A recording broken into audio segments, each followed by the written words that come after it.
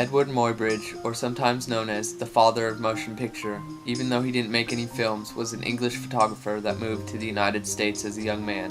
In 1872, the former governor of California asked Muybridge if he could take multiple pictures of a horse galloping. The governor wanted to study how a horse gallops, and if all four of the horse's feet were off the ground at the same time, as the human eye was unable to see this. He set up multiple cameras alongside a track, each triggered by a thread as the horse passed. Accidentally but fortunately, this became the foundation for motion picture when all these photographs simulated a moving image. It was only a matter of time until inventors developed a single camera which could film without having multiple cameras take loads of individual photos. And in 1897, Thomas Edison did just this, and patented the kintograph, a camera that used 35mm celluloid film, which became a standard for video around the world. Around this time, Edison had also invented the kintoscope, which was a huge wooden cabinet with a peephole at the top for single individuals to view these new moving images. The kintoscope took approximately 50 feet of film spindled around a series of spools inside, and could only show less than a couple minutes of video. One of Edison's most famous films around this time was a boxing match between James Corbett and Peter Courtney. Although the kintoscope wasn't a film projector, this paved the way for cinema as we know it. Around the same time, the French pioneers, the Lumiere brothers, patented the first camera/projector called the cinematograph. They wanted to improve Edison's bulky kintoscope and kintograph. They made it so that multiple viewers could watch videos at the same time. The camera shot at 16 frames per second when the kintograph shot at 46 frames per second. The Lumiere brothers' most famous video is a single shot of workers leaving a factory after a day's work. The Lumiere brothers innovated cinema and film, devising up this movie projector that virtually changed the world forever. In 1902, a French magician, Georges Méliès, made the famous film Le Voyage dans la Lune, or A Trip to the Moon. The film is about scientists shooting astronauts to the moon in a rocket ship shaped more like a large artillery shell. The most famous scene is when the rocket ship lands in the Moon Man's eye. He was one of the first filmmakers to have hand-colored footage. He had the help of 21 women in a production line coloring the film frame by frame. A Trip to the Moon was the first science fiction film to date, which back then included brilliant animation and special effects. Méliès accidentally stumbled upon special effects when his camera broke down during mid-shot, and when it started back up on film, it appeared as people were vanishing. It was the birth of stop motion. A Trip to the Moon was a major advancement for film, special effects, and the way stories are told.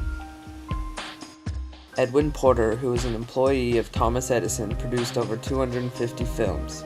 His most famous film was made in 1903 called The Great Train Robbery, where several bandits hold up a train. This movie was one of the first to have on-location filming.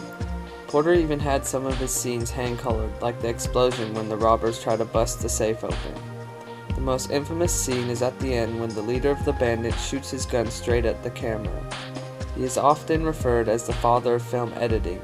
Porter created numerous editing techniques such as the dissolve, cut, wipe, parallel editing, and fade to and from black.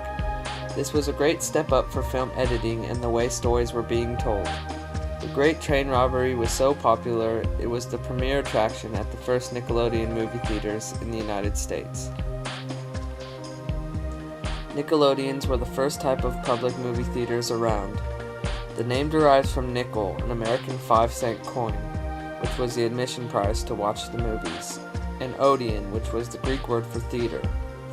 More and more Nickelodeons were set up during 1905 through 1915, and were generally converted storefronts. Nickelodeon set up the foundation for modern cinema as we know it today.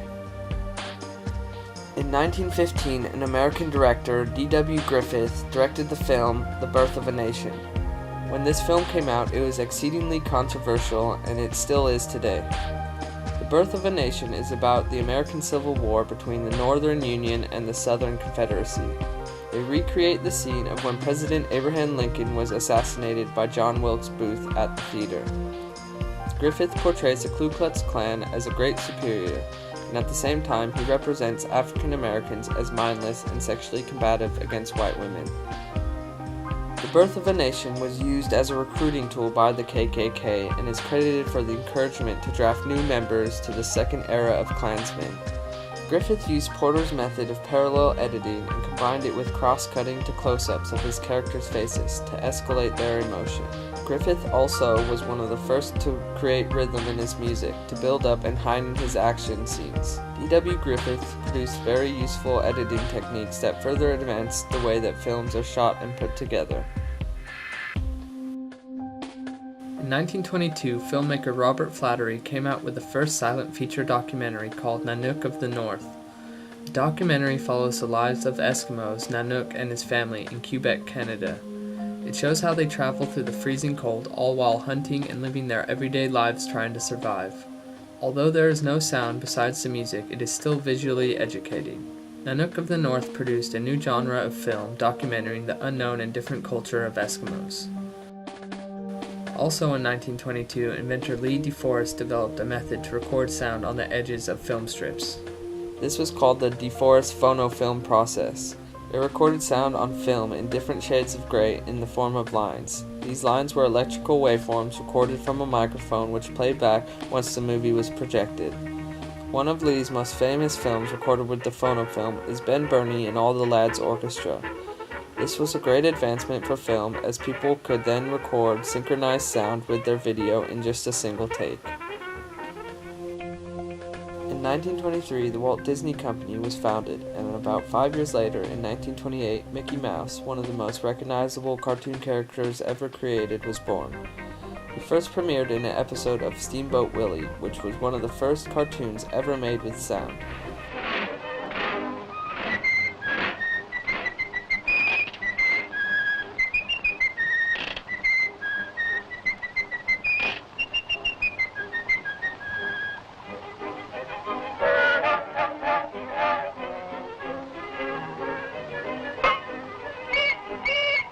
About a year later, in 1929, in the Carnival Kid episode, Mickey Mouse is working at a carnival selling hot dogs, and he speaks for the first time yelling, "Hot dog!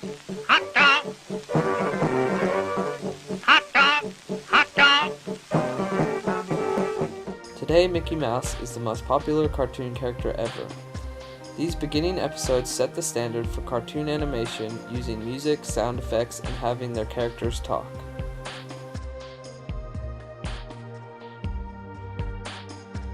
Dr. Herbert Kalmus was an American scientist who helped his team of engineers develop a color motion picture process called Technicolor. And in 1928, the movie The Viking was the first feature-length film made with Technicolor. The Viking is one of the last silent movies around this time as sound was starting to emerge. The Viking is about Leif Erikson and the first European settlers to reach North America by sea, which was almost 500 years before Christopher Columbus. Technicolor before this used a two-color process that filmed using a red and green filter in the camera and then layered the two strips of film together. The Viking was the first movie to have the Technicolor's process 3, which was to take the red and green tinted film and add in dyes to artificially enhance certain areas of the film. The Viking was considered one of the finest uses of color in cinematography when it came out. Technicolor is used in many famous films we all know and love today, such as in 1939 Snow White and the Seven Dwarfs, and also in 1939 with The Wizard of Oz. Technicolor astonished people when it first was released, and ever since then inventors have been looking to develop a more crisp, clean color when it comes to film. With the invention of Technicolor and sound, films were becoming more modern and growing with popularity. But during the late 1930s and early 1940s, cinema faced a downcline as a result of World War II, and most films from this era remained black and white. This didn't mean cinema was dead. In 1941, considered one of the most famous films of all time was made by Orson Welles, called Citizen Kane. It was Welles' first and most popular feature film. Citizen Kane is played by Orson Welles, who is an old and wealthy man who lives detached from the outside world. In the beginning scene, he dies right after muttering the word Rosebud. For the rest of the movie, a reporter tries to unveil Kane's past and the meaning behind his last words. Even though the film was a major success, it didn't regain the money spent on making it until the mid-50s. Around 1954, a French filmmaker, Francis Truffaut, ignited a new film movement labeled the French New Wave. The most popular film from this movement was directed by Jean-Luc Godard in 1960 called Breathless, about a cop killer on the run. Truffaut started this movement by writing a 20-page article in the cinema magazine called A Certain Tendency in French Cinema. He stated that French cinema was dead, was too script-led, and there wasn't anything creative behind it. The French New Wave had rules based upon ideologies and policies by Truffaut and Godard. They were trying to legitimize that film was an art form and believed that everyone should follow these rules when it comes to film. These rules were to shoot long takes, don't use scripts or professional actors, as well as don't use non-linear narrative or plot-led stories, no artificial lights were to be used, and there were no restraints of time and space. Jump cuts were to be used as often as possible, and also freeze frames and titles could be used. The actors would talk to camera, breaking down the fourth wall, and sometimes the director would do voiceovers explaining to the audience what was happening in the film. These techniques are widely used by a lot of filmmakers today. The French New Wave movement moved cinema forward by getting filmmakers to think differently when creating movies, and further expanded the moving image industry with these new and fresh techniques.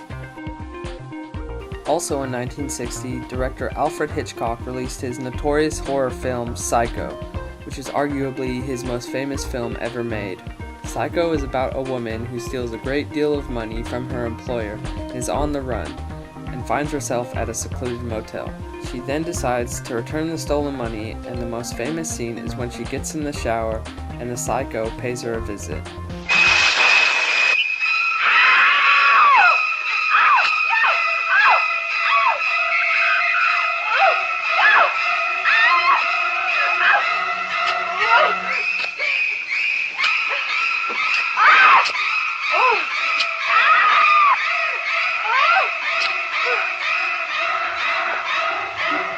This scene uses loads of jump cuts. You never really see the knife penetrate her skin.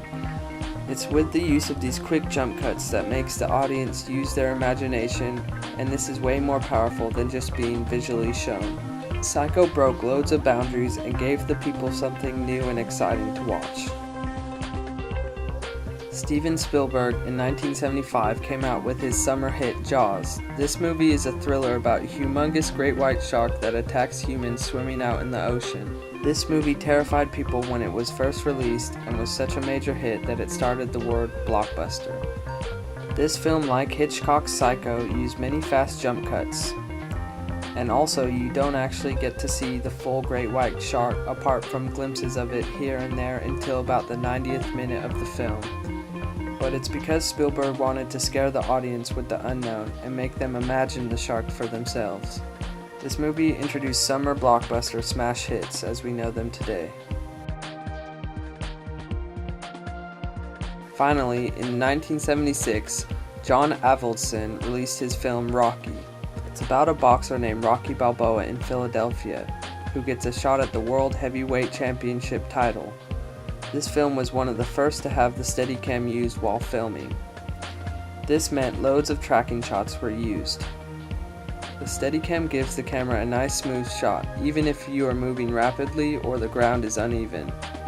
Rocky was shot in 28 days, and the film has 3 Oscars to its name, including Best Picture. The film is best known for its montage scene where Rocky is training and he climbs up the stairs at the Philadelphia Museum of Art.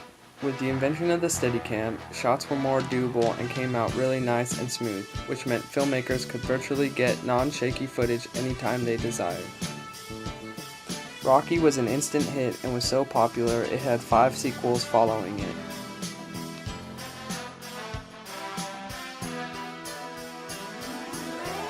Not everything could be included in this timeline, as there is so much that advanced film.